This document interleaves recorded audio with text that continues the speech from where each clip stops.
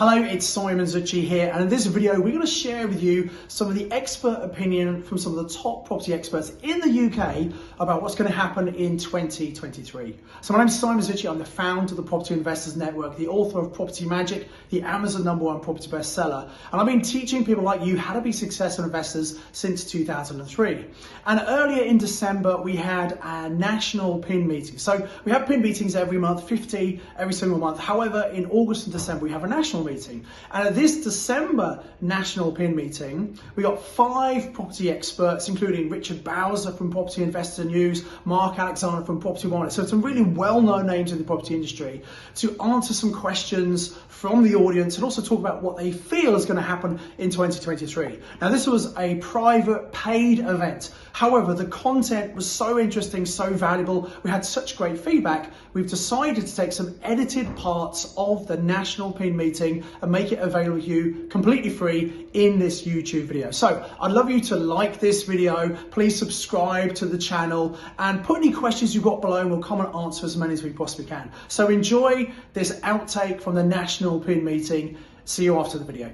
Sourcing deals can be a really good place to start. You can start making the fees you charge. You can start building those up to act as deposits for the ones you want to buy. And just by meeting people you're selling deals to, instead of always selling deals, maybe some of those people you might joint venture with in the future. Get ready, get prepared, get educated to take advantage in 2023. Because all of those stats talked about a drop in values in the marketplace. So we're talking primarily about a drop in residential properties. But there'll be lots of investors who sit and think about it, see what happens, wait by the sidelines, and in a few years' time, they will be having the pain of regret of missing what I believe is going to be one of the best opportunities this decade. Look, we've got nothing for sale tonight. We're not selling any training, but I do want to make people aware of the resources that are available. The first thing is you're going to hear from many of the panel tonight are people who have agreed to spend a whole day of their time with us on Friday, the 13th of January. Please put this in your diary. Write it down the date now. Friday, the 13th of January. It's going to be a full day of some of the experts we have here. They'll have a bit more time. They'll have about 30 minutes each. And they'll be really explaining about their views on the market, what's happening, and really helping you identify the little niches and the angles that you can use to make the most out of 2023. We've done a number of these events before. We do chop and change who the various speakers are. But we've got a great lineup this particular time. It's a completely free event. It's free of charge. You can get out your phone, you can open up your camera, hold it over the QR code, go through and register that free event right now.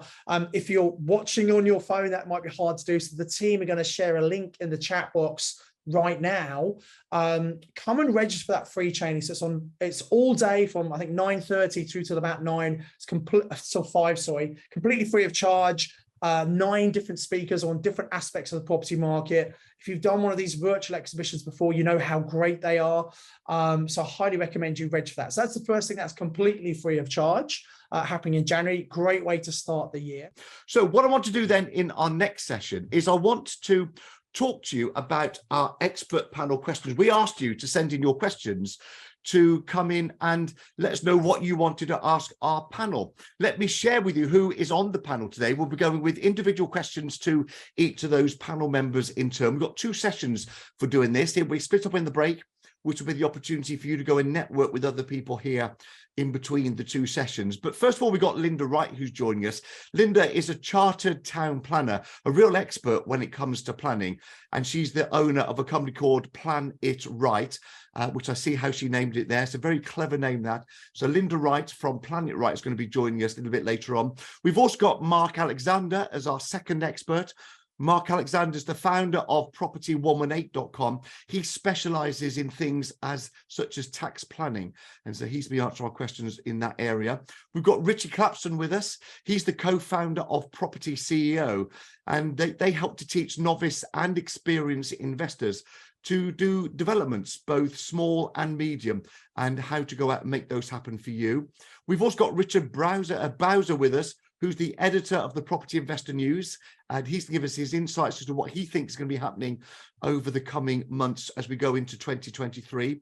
David Coughlin is here with us as well, the co-founder of the National Association of Property Buyers, and his landlord sales agency both buys and sells portfolios. We talked to him about that as well. And of course, we got the founder of the Property Investors Network joining us as well. Simon Zutshi is going to be here. He's helped thousands of people to invest in property very successfully, and he's created sort of many property millionaires along the way. There, our panel. We were hoping to have Roger Hamilton with us too. You might have heard me saying that in some of the promo emails. I have to put my hand up and apologize. He's a bit delayed with his connections coming from United States into the UK. He was flying in today. He is flying in today, but it hasn't quite worked out for him to be able to come and join with us here at this meeting. We tried our very, very best. I know Roger was so keen to come and join us. Apologies, accept my apology, please, the fact that he can't join us for this. But we do have a great expert panel on here. And I first of all want to come across to you, David, if that's okay. David Coughlin is going to be the first expert panelist that I want to come to, because we've just heard, David, that Mike Bristow's been sharing about what his hot tips are for 2023. And in particular, he said it's going to be really good for these tired landlords who want to sell portfolios. What's your take on that? Yeah, so hi, Andy. Thanks for the intro. Welcome all. So my name is David Coughlin, CEO of National Residential and the Landlord Sales Agency, and we work directly with landlords who are basically hitting the 60s and the 70s. Some of us in our mid-50s who are looking to get out of the market at the moment, while you guys are all looking to get in. So welcome to the property fraternity. So we're getting contacted by landlords every day of the week, 10 properties, 20 properties, whatever. They're hitting retirement and they're basically weighing up things as going on. So how are interest rates going up? How's that affecting the profitability of my portfolio? I've got tenants that up until recently I've kept them on really low rents, and now my profits are being squeezed. Can I increase my rents as fast as interest rates are going up, or should I sell the property? So they're coming to us with all kinds of questions about the accelerated financial context, and at the same time, which is what Mark Alexander will talk about, a lot of landlords own all of these portfolios still in their own name. So they're hit by this Section 24 tax. Not quite like this. You pay tax on your rental income versus tax on your profits. It's not as simple as that. But basically, profits are being squeezed by Section 24 and interest rate rises. So they're coming to us looking for us to help them sell their portfolios. A lot of landlords have got blocks of flats. They might have had a small development, some HMOs, but also they've got a strung out portfolio where they bought some in the Northeast, some in the Northwest, some in the Midlands. And we're helping all those landlords to try and sell their properties, whether they're tenanted or vacant, to get them a combination of a quicker sale and a price that they can live with. Where we've kind of got to the first half of the year up until around about July, guys, it was a seller's market. Buyers were chomping at the bit to buy properties in competition, landlords in competition with first-time buyers, and it was pushing property prices up. You could do deals with tenants for them to leave and sell to a first-time buyer and maybe make 10 grand or more extra profit on your rent. So a real win-win for all parties. Whereas now there's a lot of landlords and buyers who are nervous about the interest rates, the fixed rates up until recently being above 6%. We're selling half the amount of properties now than what we were just a few months ago because of the interest rate rises. I've got more people, more staff, more collaboration and networking trying to help landlords sell. And I'm hoping, Andy, that going forward, even though interest rates are beginning to rise, the fixed rates are beginning to reduce. So it's I know that was what your speaker before was saying. So we're hoping that as things settle down towards Christmas in January, buyers are going to be less afraid about what the trajectory of interest rates are going to be next year. They'll be looking at the yields that they can get from the rents, which are obviously through the roof and sky high and still increasing. I'm still increasing my rents this year versus what I was increasing them last year, because the market and the interest rates dictate it, but people are happy to pay the rent increases because there's no properties out there. So you can get a great rent, and if you can then get a stabilized fixed rate on a 2 or a 5 year or whatever, that might suit your requirements. I think that prices will stabilize, and I think next year will be an interesting first couple of months, with landlords still wanting to sell, with a lot of landlords coming back into the market because they're going to be less afraid of the trajectory of interest rates. I think that's where I'm at. Brilliant answer. Thank you so much, Dave. I've got more questions for you a little bit later on, if that's okay to you. Next, I want to come to Richie Clapson, if that's okay, because Richie, you were there listening to the crowd property talk there by Mike Bristow, and there's an interesting statistic that Mike put up on his screen, and he was there talking to different property investors around the UK, and they're talking about the recession. 27% of them say, and it's their biggest fear, the fear of that recession. You're a developer. What's your take on recession, and do we need to be worried about it? Andy, thank you. Great question, and welcome. It's great to see hundreds of people on here this evening. Yeah, I listened with interest to Mike. I mean, he always overruns, doesn't he, Mike Bristow? But we don't mind. We don't mind. Lots of stats, lots of information. Yeah, I think I wrote that down as well, Andy, with interest, that 27% fear of recession. Interestingly, I did a talk last week at a group, and actually I said, make 2023 your best recession ever. And I talked from an angle of development. Obviously, for everyone listening to this, Andy introduced me, Property CEO. We teach developers, both new and existing. And I think development as a property strategy really comes into its own when there's a recession, okay? Because there's a lot of big fear, and there's this fear of material increases that went into that. I think that was 24% of material increases, okay? That was another thing that he put to it. And I think, you know, let's bring it down really simple. Let's just think of it, lots of graphs and stats that Mike had there, but I want to bring this down to a very, very simple level to everyone on it, because I'm quite simple, okay? I'm quite straightforward. I'm not an economist, but I've been in the industry 40 years, so I see these cycles go. And I think what we can look at when there's a fear of recession as developers, or if you want to be developers, get ready, get prepared, get educated to take advantage in 2023. Because all of those stats talked about a drop in values in the marketplace. So we're talking primarily about a drop in residential properties, but commercial properties will be hit hard. Commercial properties will come down, okay? Because those commercial property owners, which have been holding out for tough prices, Andy, are now fearing, probably the same as a lot of people, that the recession is going to bite and no one's going to take their commercial property. No one's going to take on that commercial premises. And in that case, do you think they're going to be slightly motivated to want to sell? I suspect the answer is probably yes. And pick up, you know, Mike's hot deal types. He talked about commercial to residential. He talked about developer finish and X, and he talked about modular.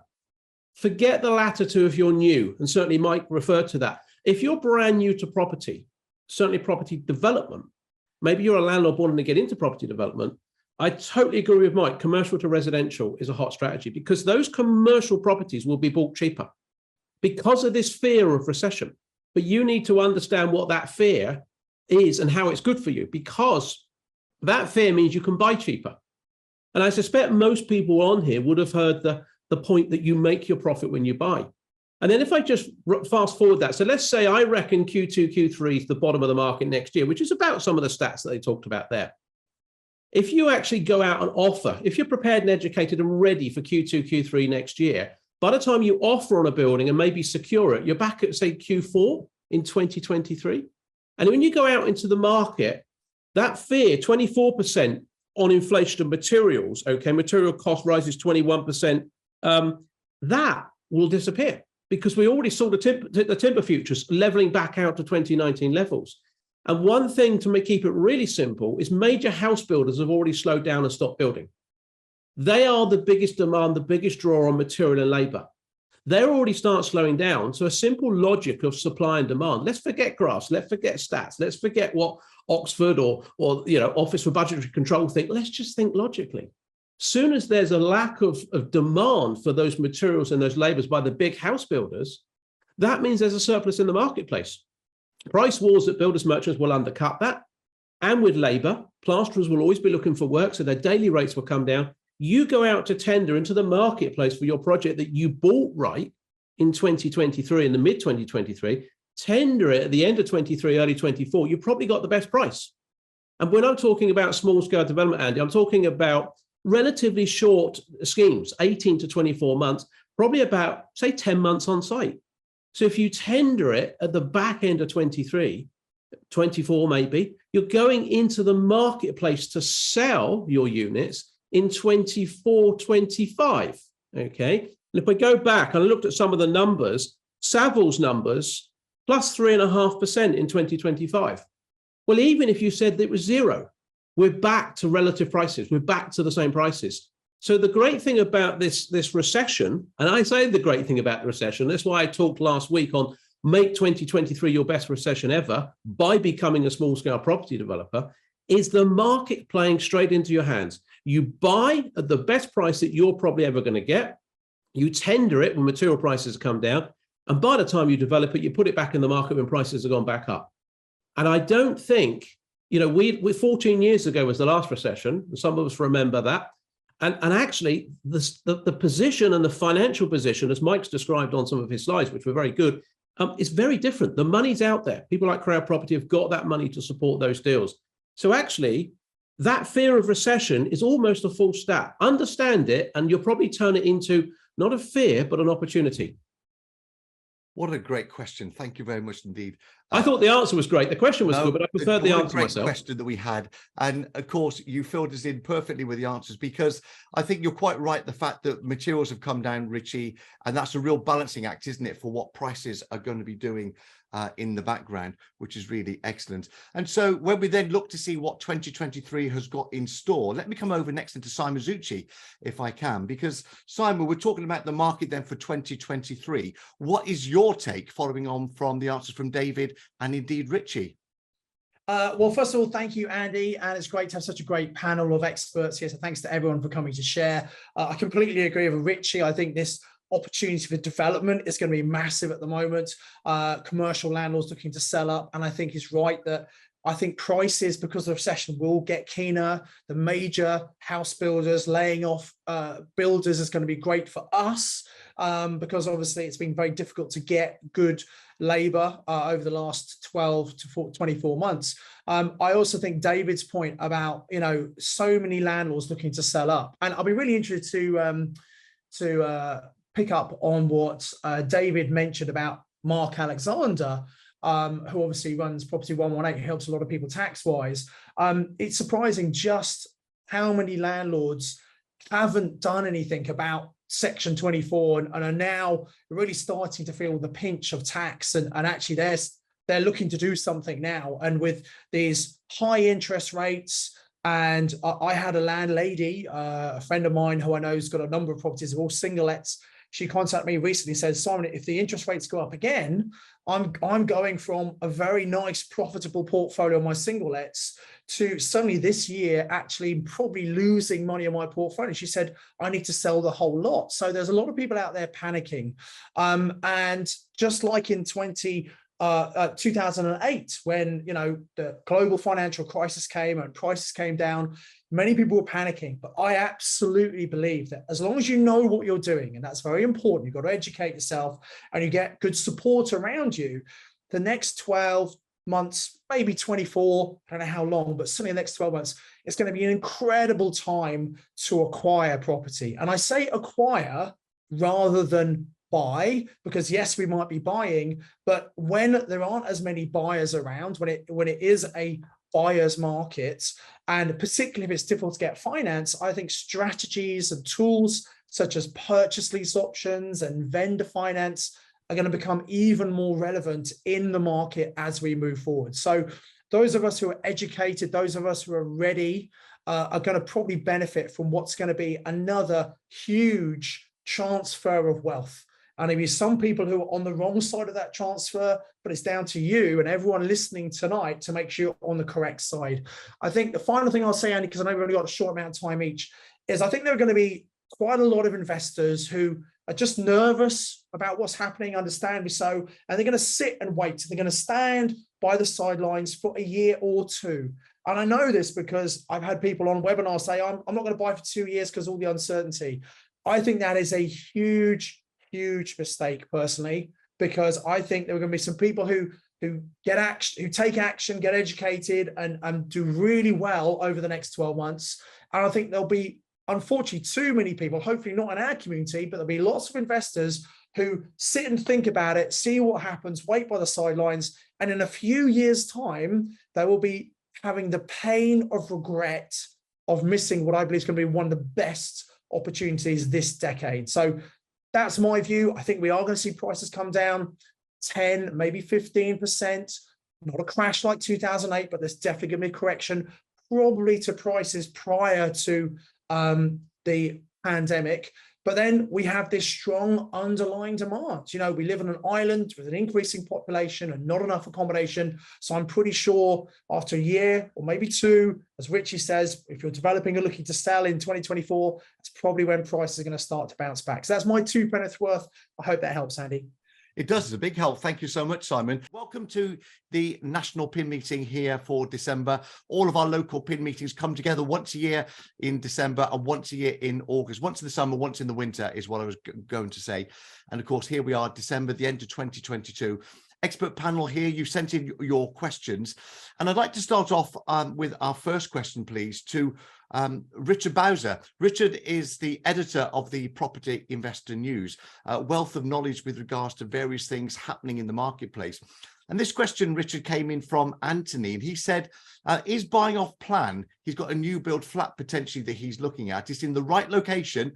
Is it still the correct strategy in your opinion? Okay, can you hear me, Andy? We can, thanks, Richard. Yeah, great. Yeah, off plan. Well, what can I say? I wrote an article on buying off plan. It was a 5-page article over 19 and a half years ago, back in, I think it was March of 2003. And I don't think if I had to rewrite that article today, I'd change all that much. Yeah, buying something off plan. Well, you're buying potentially a new build property, obviously, and a new build property is just like a new car coming out the showroom. Potentially, you're buying something which, as soon as it comes out the showroom, is going to depreciate by 12 or 15%. But it is absolutely something that a lot of people do. It's not something personally I would look to do myself. Obviously, property developer, you are selling off plan, you have a need to sell off plan, but you're as an investor, you are buying to some extent the crumbs off somebody else's table. So yeah, that is my take on it as a strategy. Over the years, I've seen lots of people promote it, talk about it, do it, but lots of horror stories as well. I mean, there's stock still up in the northeast of England where I personally have investments, places like Sunderland and Newcastle, and people have bought stock 15, 16 years ago, and the valuations on some of those flats today is below what they paid by 30 or 40% some 16 or 17 years later. So, you know, my fundamental on buying off plan is buyer beware. I'm not saying don't do it. I'm just saying the amount of research and the developers play all sorts of games when putting stuff off plan. So yeah, I'm sorry to be doom mongering on this one, but it's not something that I'm personally a big fan of.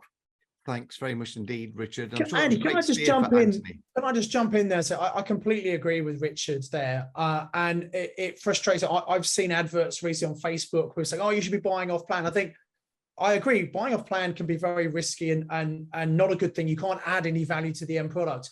But particularly in a market like right now, it's got to be the most stupid thing to do. No offense, but buying off plan when it looks like all the markets are going down, that is really not a good strategy. Please don't do that, guys. There are much better things you can do with your money. Thank you, Simon. Thank you, Richard. And I'm glad for once that we agree with each other. We agree on lots of stuff, Richard. I know, mate. I'm only joking. Great to have you here, by the way. Yeah. I've got more questions for both of you actually in just a few moments. Let me though come, if I can, next to Linda. Linda Wright from Planet Right, our planning expert on here.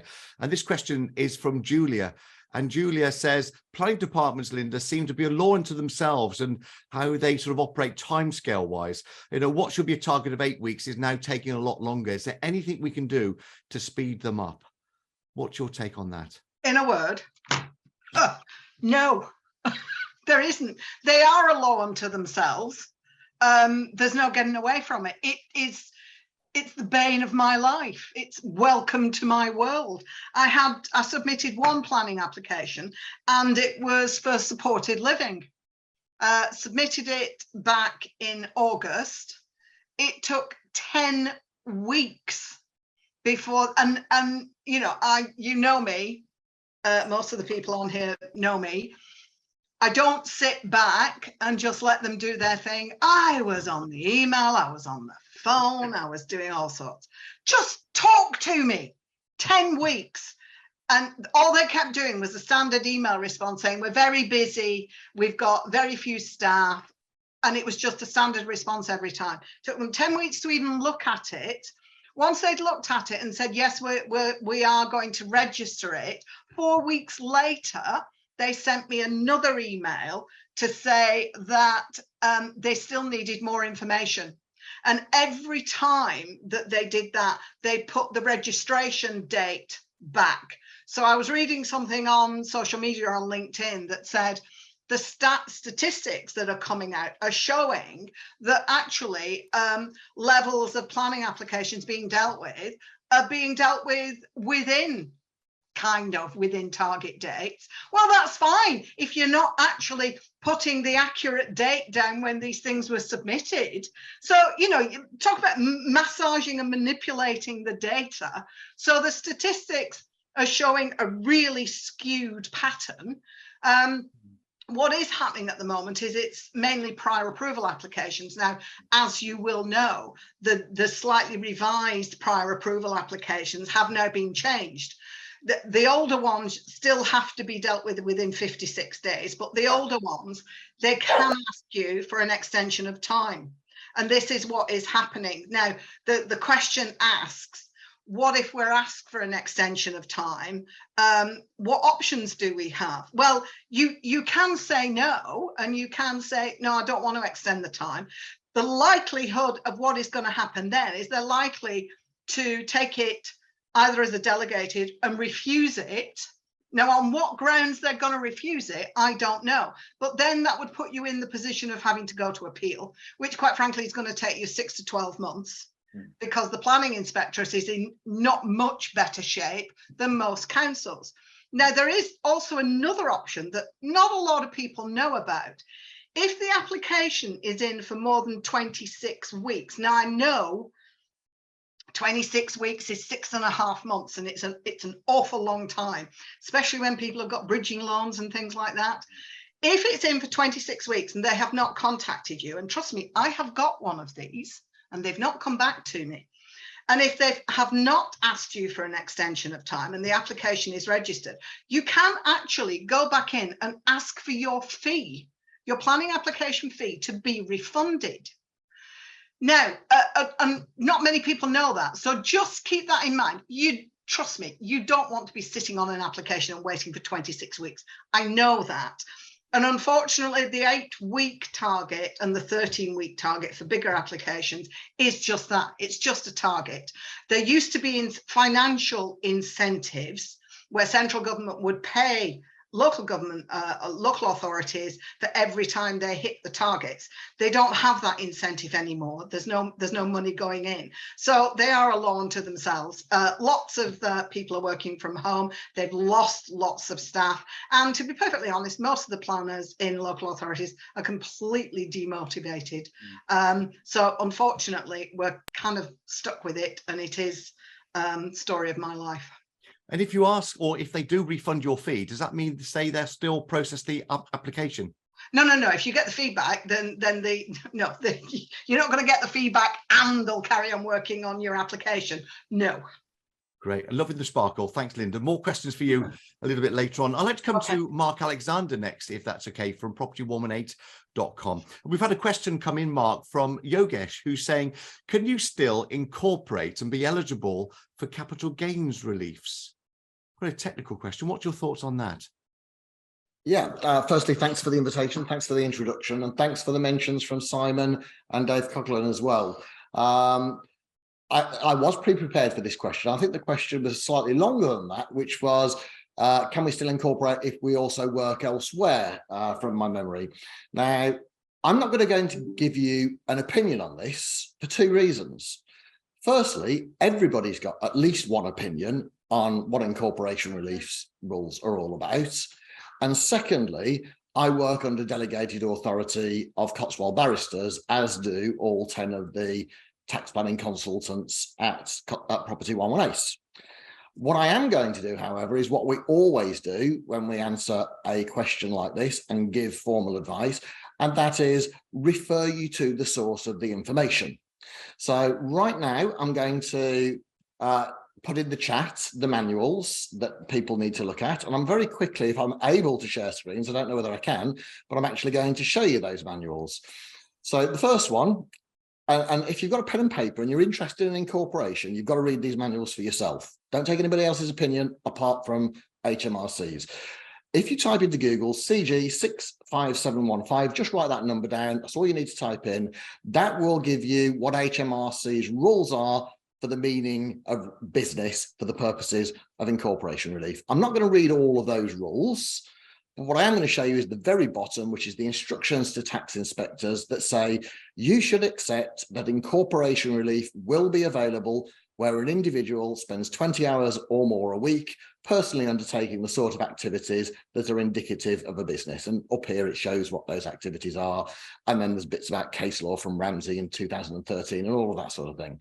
Now, you'll then see it says other cases should be considered carefully. So if you're definitely spending 120 hours a week personally on your business, HMRC has got to accept that you're eligible for corporation relief, which means you don't pay capital gains tax when you sell your business to a limited company.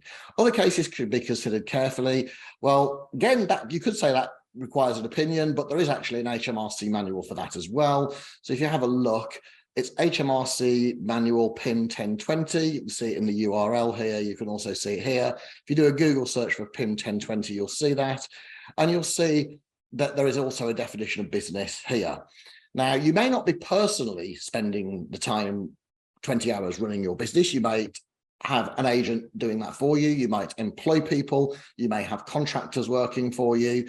And that comes under the law of agency. And the law of agency, basically in the UK, says that if you are employing an agent to work on your behalf, you are still accountable for that agent's actions. So, as we know, Richard Branson doesn't fly his own airplanes, but if one crashes and kills loads and loads of people, he still carries personal accountability and could be done for corporate manslaughter, etc., etc. It's just the same for landlords. And HMRC's manual is very clear on this. So a person will carry on a rental business, even if they engage an agent to handle it for them. The person carries on the business through the agent. And that just mean a managing agent. It could be the person who does your EPC, your CP12 gas safety certificate, your electrical checks, etc., etc., etc. So I wanted to hit those two, and that's specifically in answer to the question. So, you know, Richard Branson's got many, many businesses, hasn't he? And some landlords have many, many businesses and jobs and other things. And not in one of these manuals does it say it has to be your full-time business. It just has to meet the criteria for business to be able to claim the rollover relief. And I think the other follow-on, sorry, I didn't realize you were going to talk more, Mark, but the other follow-on from Yogesh is, so then how do you prove the 20 hours for HMRC? Well, Mrs. Ramsey in the test case didn't actually have to. I think HMRC apply a logic test to this. So if you've got one property in John O'Groats and you say, well, I actually live in Land's End, and I inspect the property twice a week and it takes me at least 20 hours to drive up and down, HMRC will say, well, we think you're taking the proverbial here and no, we're not going to allow the claim. So they'll take a view, and if you've got lots and lots of HMOs, student lets, things that do take more time, they will take that view. Mrs. Ramsey, in their one test case, which created the case law in 2013 in the Upper Tier Tribunal, actually only owned one property. It was subdivided into 10 flats. She'd already done the refurbishment and had let 5 of the flats and was working on the refurbishment for the other 5. And her argument was, well, I spend at least 20 hours a week doing that. And I also clean the halls and stairwells, and I'm dealing with lettings and whatever. And HMRC accepted that she was working the 20 hours, and the Upper Tier Tribunal made that fantastic piece of case law by granting her the relief. And HMRC haven't tested this since. They certainly don't send a man with a stopwatch and a clipboard to measure everything you do, because, of course, that would be an invasion of privacy to start off with, because part of your business might well be pillow talk with your spouse about which washing machine you're going to order to replace the last tenant's washing machine. So there is no hard and fast rule, but it does have to pass a common sense test. And can I just make that other one point that I was going to go on to, Andy, because there's another manual that I would really like people to look at, because one of the most common questions we come up with are basically there's 3 hurdles to incorporation that you need to meet. One is capital gains tax. We just talked about that. Second, I won't talk about right now, is stamp duty, because it's more complex. And the third one is financing. Now, again, all you need to write down is the number, because if you Google this number, the manual comes up. It's CG 65745, transfer of business to a company, computation, transfer of liabilities. And I'm going to read the first couple of paragraphs of this one. The transferor is not required to transfer business liabilities to the company, but often does so. This is normally done in practice by the company giving the transferor an indemnity in respect of those liabilities. So they're not saying you've got to refinance, you haven't. They're saying normally you'll give an indemnity. It says in strictness, business liabilities, use this, look at this word, taken over. So that's an indemnity, not refinancing, by the company represent additional consideration for the transfer, and relief should be restricted. However, extra statutory concession D32 enables any business liabilities taken over, and we've got that word again, got to be taken over, not new finance, by the company, to be ignored when quantifying other consideration in recognition of the fact that the transferor is not receiving cash to meet any tax liabilities on the transfer, and that the shares in the company are worth less. So I've given you the links to the manuals in the chat. I've given you the reference numbers to look up for in those manuals. I know lots of people are considering incorporation for a number of reasons. One is to solve the Section 24 problem, because companies aren't affected by them. The second is that being in a limited company gives you many, many more options for inheritance tax planning. And the third one is it rebases your value for capital gains tax. So if you sell some properties immediately after incorporation, and this is the point that Dave Coughlin was making, if you sell them immediately after incorporation, you've washed your capital gains out of your properties into shares, and you're not selling the shares, you're selling the properties at the price you've just paid for them, so there's no capital gains tax. So you can actually save yourself a huge amount of capital gains tax if you're by incorporation, if your strategy might be right now, well, I need to pay down some of the mortgages because I'm losing money. I want to end up with a less finance or an unencumbered portfolio. If that's what you want to do, then you absolutely must consider incorporation just from the capital gains tax perspective. So great question. Thank you for that, Andy. And I will hand the mic back to you. Thank you. Great answers as well. Thank you so much for pointing us in the direction of those 2 different brochures there. And it's fascinating how you point out the things and give us the interpretation as to how to read the words of taken over. We might have read that differently without your guidance on this. So thank you very much indeed. Andy, can I just jump in again and ask Mark a question here? And Mark, you may or may not have a figure around this, but in your capacity, having dealt with so many landlords, would you be able to estimate how many landlords out of the couple of million landlords you think percentage-wise have not done anything about incorporation, of just kind of, for whatever reason, done nothing about it, now thinking, oh, you know what, maybe I should do something? We know from HMRC's figures that about 19% were affected by Section 24. So that would be about 300,000 to 400,000 landlords. Yeah. We also know that we've completed 1,200 of these incorporations. 19 have been tested by HMRC. All of the inquiries have been closed down by HMRC. We also know that we're the largest player in this market. So I think the whole market is just scratching the surface. I think that we've probably incorporated the whole number of incorporations of landlords that have got existing portfolios is less than a couple of percent. I think 98% of portfolio landlords still have not incorporated. And the reason for that is because there are so many of these opinions, Simon. And that's why I said I'm going to share the facts in the manuals and not the opinions. Yeah, that's great. So for me, that says there's a huge opportunity, because for a couple of years, I was talking about when they announced Section 25, I talked about this ticking time bomb, this double whammy. And I was explaining that if you've got people who since 2017, they've been slowly paying more and more tax on their properties. And I said, when interest rates start to go up, you're going to have the situation where some people are not actually making any cash flow on their property, but as far as the taxman's concerned, they're making profit, and they'll have to start paying each year to the taxman. And that's when people are going to start losing portfolios unless they do something about it. And that point has arrived now, I think. It has. We had a scenario exactly like that one of my consultants asked me to review, because he just needed to sense check it. This was a client with a 12 million portfolio, 50% LTV, so really low gearing, and he was paying £100,000 more in tax in January of this year, based on his last year's accounts, than he was actually earning in real profit. And he couldn't work it out. The client couldn't work it out. We worked it out, and then we showed him that you are actually only making £100,000 profit, and you've got £200,000 worth of tax bill. If you were to incorporate, you'd only pay the tax on the 100,000, not the 300,000, because you've got £200,000 worth of finance costs. And it was just a mind blower for this particular client, who, rather than funding his business, he was actually borrowing more money to pay the tax. He can now actually pay himself out of it again. Yeah, amazing. And that's someone who's got a £12 million portfolio who you think would know better, right? You totally would. But I think a lot of people have got analysis paralysis because of the amount of opinions out there. Everybody's got at least one. Don't listen to any opinions. Even if I give them to you, my only opinion is ask for our advice, and we will put you to the relevant HMRC manuals and legislation to quantify what we're telling you. That's great. Thank you so much. Thank you, Mark. Of course, all the details from our experts are in the chat box. You can connect with all of them. We would welcome you doing that, and they would too. Let's come, if I can, for our next question to Richie, because Richie, this is sort of related to what you do, although albeit the whole question may not be something you can help with. This comes from Chris, and Chris is saying, I'm looking to buy an ex-care home. It's empty. It's been empty for 4 years, unmortgageable, uninhabitable. And he's wondering whether you might have to pay stamp duty, and what other things can he maybe benefit from with this empty property. So you're asking me a care home question you think is relevant because of my age. Is that what you're saying, Andy? I would never be so direct as that, Richie, but no, I can see the subtlety.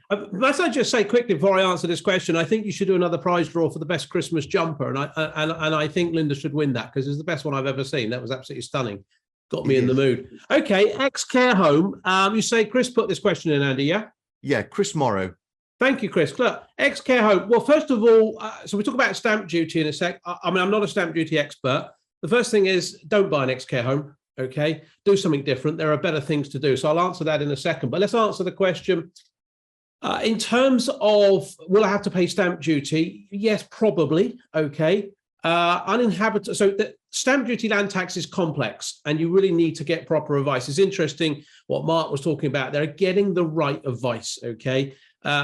People try and wriggle out of SDLT, and unfortunately then it can come back and bite you if you're not careful. It is a commercial property, uninhabitable exemption. I think is generally residential, but I'm not an expert on the stamp duty tax. I think the other thing is, it's not a lot of money.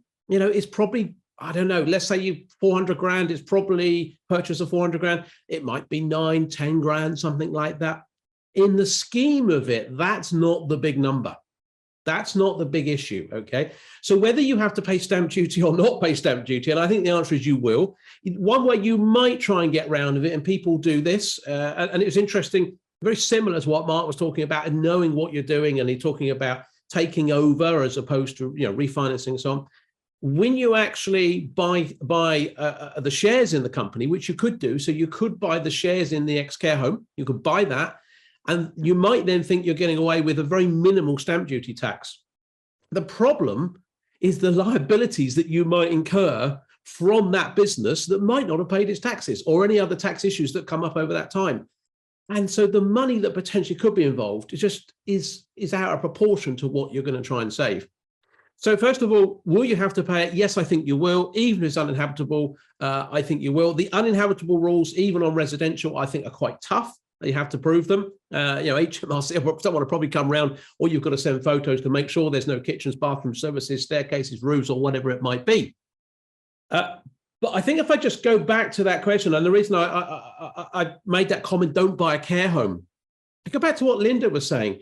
And it was amusing. I sat here smiling away. You asked Linda a question about planning, and she went off on a right old rant about the system. And of course, the system is a mess. Absolutely. And Linda is one of those great people out there trying to battle it. But interestingly, I picked up on something Linda said. She talked about people buying stuff, Andy, on bridging loans. And Chris, I don't know how you're going to buy this, but if you go to Crowd Property, if you go to Mike Bristow, they're not going to lend you the money. And they're not going to lend you 70% to purchases because you've probably got no planning permission.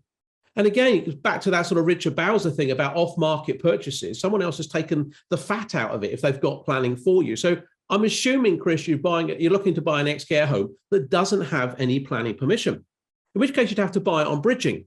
Well, one, don't even consider bridging because actually get involved with PIN. They'll tell you all about options. So you definitely should not be doing bridging, particularly in this current marketplace. If you don't know how to do options, speak to the PIN team. They'll tell you exactly how to put purchase options together. That's how you should be buying if you really want to do it.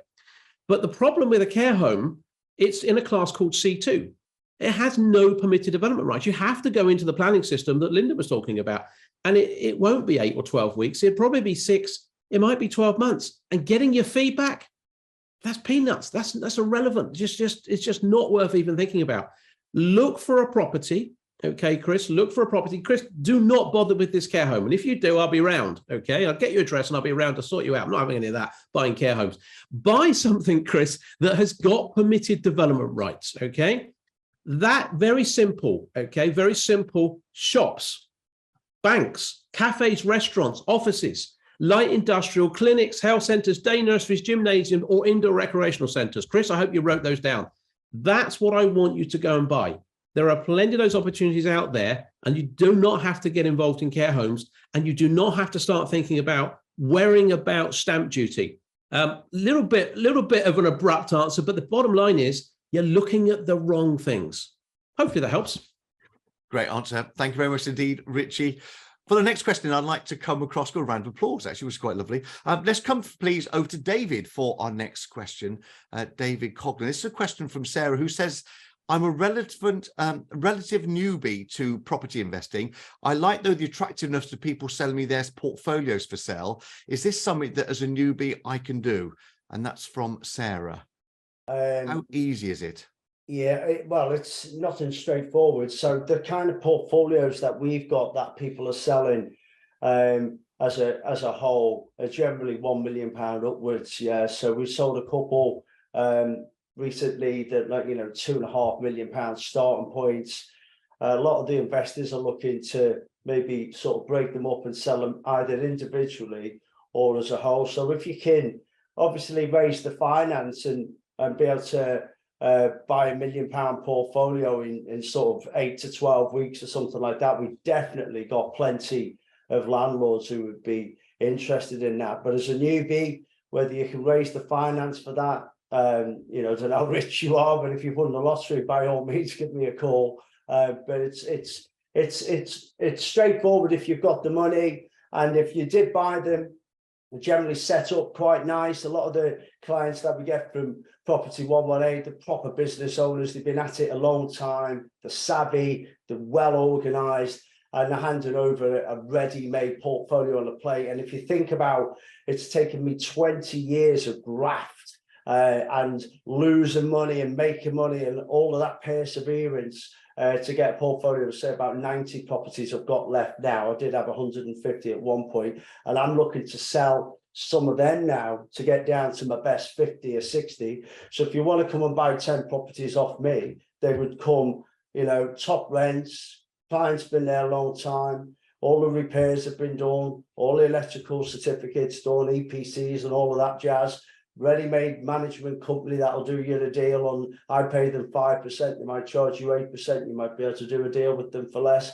So you can pick up a nice portfolio if you've got the money, but have you got the money? Hope that's helped you, Sarah. It's a good steer. Thank you very much indeed, David, for that one. Next question, then, please, if I can, is over to Richard Bowser from Property Investor News. And this question, Richard, is from Tom. Tom saying, what's your opinion, Richard, on serviced accommodation? You know, it's a very high cash flowing property investment strategy. Is it going to last? Well, those last three or four words are the crucial part. Is it going to last? Let me give you a quick sort of analogy. Each year, my wife and I go up to the Aldeburgh classical music concert up in East Anglia and Suffolk. And we were up there earlier this year in Aldeburgh. And at the same time, there was a fair taking place, a craft fair.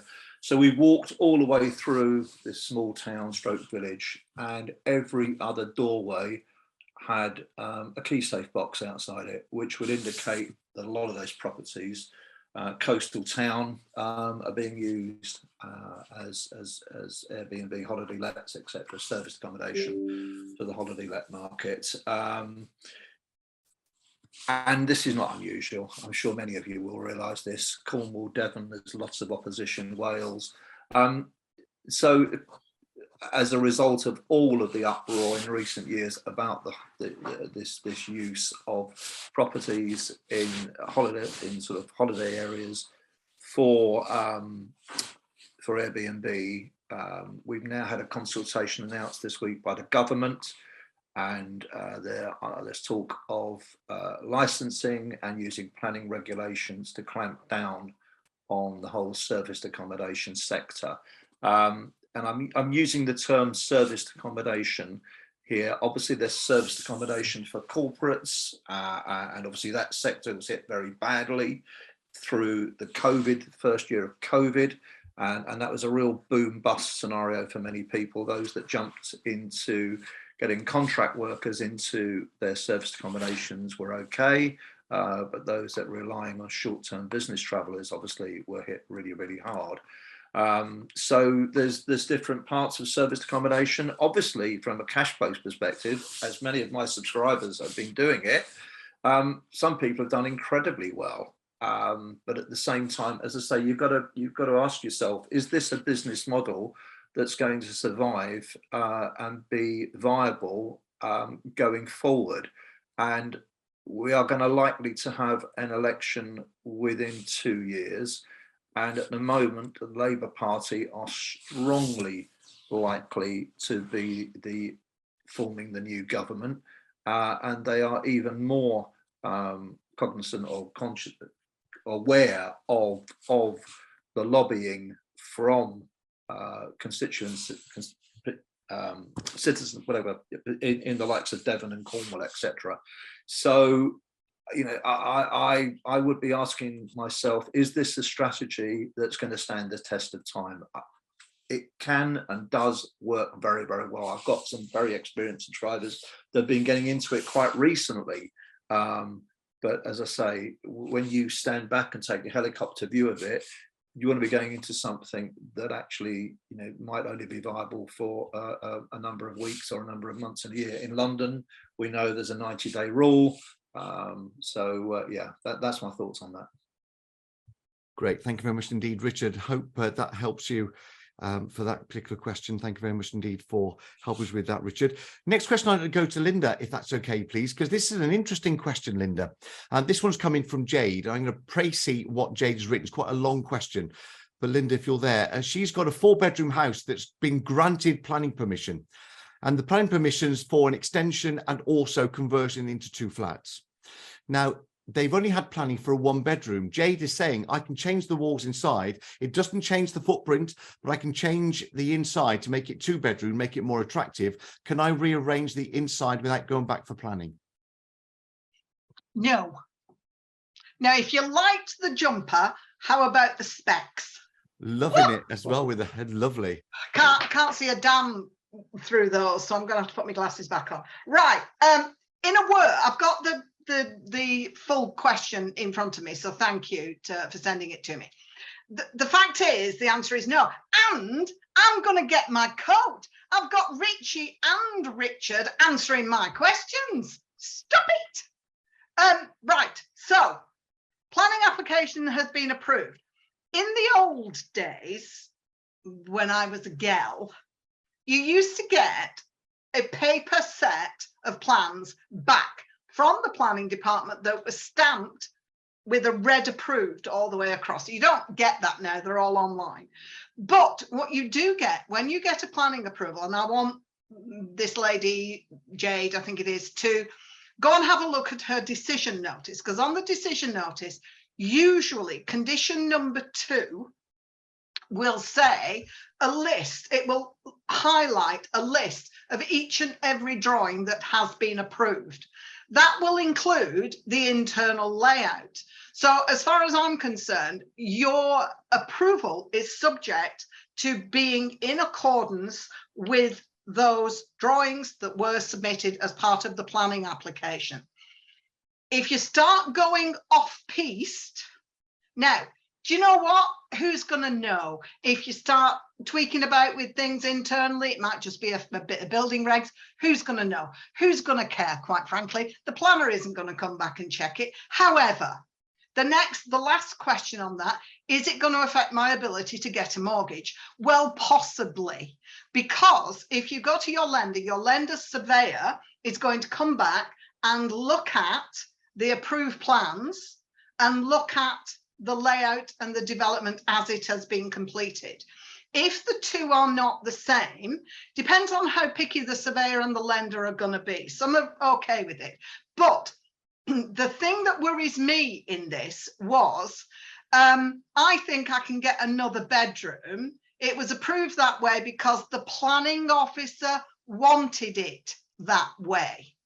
Now, I'm sorry, but planning officers are not that whimsical. They don't do things on a whim.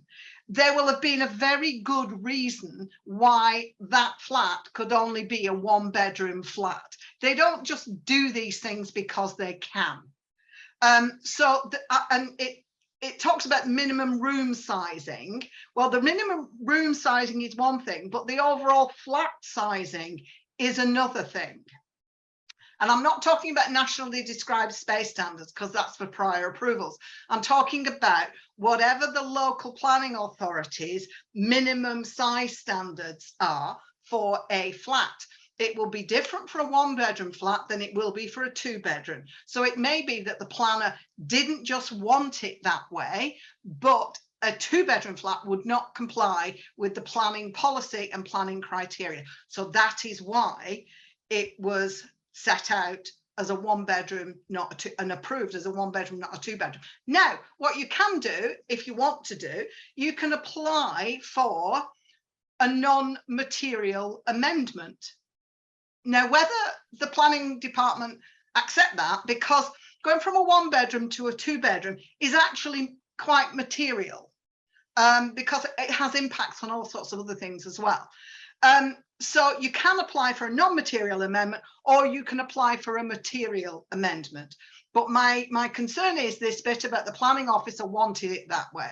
There's got to have been some policy reason why the planning officer said it could only be 1-bedroom. If you go back in for a 2nd-bedroom, the possibility is it's going to be refused. So will it affect my ability to get a mortgage? It could do, because if the surveyor for the lender reports that it's not been built in accordance with the approved plans, which will be nominated in condition number 2, usually they are, might not be, but usually they are, then yeah, it could affect your lending position. Straight answer. Thank you very much indeed for your help on that one, Linda. Jade, I hope that helped you too. Simon, let me come back to you next then, please, if I can. A couple of quick fire questions, if that's okay. The first one's to do with rent-to-rent HMO business. This is from Sarah Waters, who's saying, Simon, what's the best advice for starting such a rent-to-rent HMO business?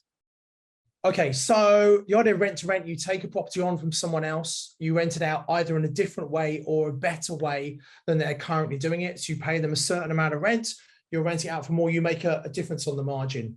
So the good thing about doing HMO rent to rent, you could go and find existing HMOs already set up, already licensed, where maybe the owner is trying to manage themselves. They're not doing a very good job. Maybe they're a distance landlord, or they haven't really educated. They don't really know how to do it. And thus they're not filling the property. If you know how to fill that property and make it look amazing, you can quite easily give them similar to what they're getting right now, take the hassle away and make a good margin. You obviously need to check your figures. Things like energy costs have gone up. So generally in HMOs, the operator, the owner, is going to pay the bills. So we always used to say £100 a month per room. I think it's more like 150 now with the increased energy costs. So factor that in. You can work out what maximum rent you're going to achieve, take off the profit you want to earn, take off the costs you have to have, and that comes down to what you can actually afford to pay the landlord. And the way to find those is go onto a website like spareroom.co.uk and look for the adverts where the landlord's not doing a very good job. You got really bad pictures, poor description. It's maybe a free advert that's right at the bottom of the listing, because they're not going to be getting many inquiries. They're going to have empty rooms. And if you take that property on and do a decent job and have great pictures, great description, and make the house look amazing, maybe you can make a good profit from that. So yeah, done in the correct way, rent to rent can be done well, but you need to make sure the landlord's fully aware how you're using the property. You need to make sure it's appropriate mortgage, all those things. And if you're using an existing HMO, hopefully all that stuff should be in place already. And this next question, Simon, for you is from Ed Parry. Ed's a student and he's starting his property investing journey. And he's saying, would you recommend sourcing properties, sort of selling on property deals as a good place to be starting? Yeah, you know what? Sourcing deals can be a really good place to start. You can start making the fees you charge. You can start building those up to act as deposits for the ones you want to buy. And just by meeting people you're selling deals to, instead of always selling deals, maybe some of those people you might joint venture with in the future once you get to know them and build a relationship with them. The problem is most deal sourcers don't know what they're doing because they think, oh, it's dead easy, anyone can do this. And yeah, any idiot can buy a property. It doesn't mean it's a good property. So very important to get educated, to learn how to do that correctly. And there's not actually any legal requirements, but it's good practice to become what's called a compliant deal sourcer, which means you're a member of one of the property ombudsman or PRS, the property redress scheme. You need to be registered with the ICO, the Information Commission Office, because you're handling data. You should have professional indemnity insurance to make sure if you make a mistake, someone sues you, you're covered. And also you need to be registered with HMRC for anti-money laundering, because you're effectively like an estate agent. So there's some stuff you need to learn about, stuff you need to do, but it can be done very well. It makes me think of one of our students, a guy called Volta. He was a student from Portugal studying in London. In his gap year, instead of going and working in industry, he actually came on our 3-day mastermind accelerator, learned how to find really good deals, found deals for some of the people he met on accelerator and through PIN meetings. And in his first year, on his gap year, he made £180,000. I'm not saying everyone's going to do that, far from it. He's a very determined, very disciplined guy. But when you learn how to do it properly, and coming into the market we're in at the moment, I think deal sourcing can be a great way to make extra money. And actually, anyone who's out there looking for good deals, you obviously want to keep the best deals yourself. But if you find deals that are good, rather than just walk away from ones that aren't suitable for you, why not package up and sell them to other people and help build up your deposit funds? Thank you, Simon. Time's beaten us. Great questions, great answers from all of our panel. Very grateful to everyone for joining us here today at our national PIN meeting. So wow, wasn't that amazing? Some fantastic questions, some great answers from our expert panel. I do hope you enjoyed that. We have a national PIN meeting in August and also December, if you want to look out for those in the future. In the meantime, I highly recommend that you come and register for our virtual property exhibition. Some of the experts who are on the panel at this property investor national meeting, they're going to be these experts speaking on a full day of training on Friday, the 13th of January. Now it's a full day. We're going to have 9 speakers, again, talking about what's going to happen in 2023. This is a great way to get ready for what I believe is going to be one of the best buying opportunities of the decade. So if you look in the link below, you can come and reserve your place completely free of charge on a full day of training with these 9 property experts. Invest with knowledge, invest with skill. Please like the video, please subscribe to the channel, and I look forward to seeing you. But if I don't see you, have a fantastic Christmas, Happy New Year, and we'll see you in January for what's going to be a fantastic year. See you very soon. Click on the link below, book your place right now for the virtual property exhibition. I do hope you got massive value from watching this YouTube video. I'd encourage you to click on the link below to come and do the online training with me. And I've got another video lined up for you, which I think is also going to be really useful, that you should watch once you've registered for the online training with me. So invest with knowledge, invest with skill. I'll see you very soon.